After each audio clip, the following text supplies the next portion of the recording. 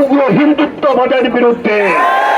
আমরা প্রতিশোধ চাই না, আমরা ন্যায় বিচার চাই, আমরা জবাবদিহিতা চাই। আর রাষ্ট্র যদি তা না করে, জনগণই রাষ্ট্রকে জবাবদিহিতার আওতায় আনবে ইনশাআল্লাহ। এখন সময় এসেছে সংগঠিত হওয়ার। হে সম্মানিত ইমাম সাহেবগণ, মসজিদের খুতবায় নিয়মিত এই অন্যায়গুলোর বিরুদ্ধে কথা বলুন।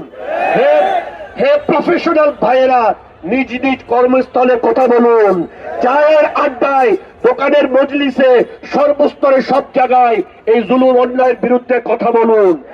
পাড়া মহল্লায় তরুণ যুবকরা মিলে কমিটি গড়ুন, যেন কোনো মুসলিম নারীর ইজ্জতের উপর চোখ তুলে তাকানোর কোনো সাহস কারো না হয়। ছাত্র ছাত্রীরা বিশ্ববিদ্যালয়ে ইসলাম বিদ্বেষ বিরোধী মনিটরিং সেল গড়ে তুলুন। বৈষম্যের ঘটনাগুলো আপনারা নথিভুক্ত করুন। সাধারণ জনগণ, যে রাজনীতিকরা আপনাদের কাছে ভোট চাইতে আসবে, তাদেরকে প্রশ্ন করুন।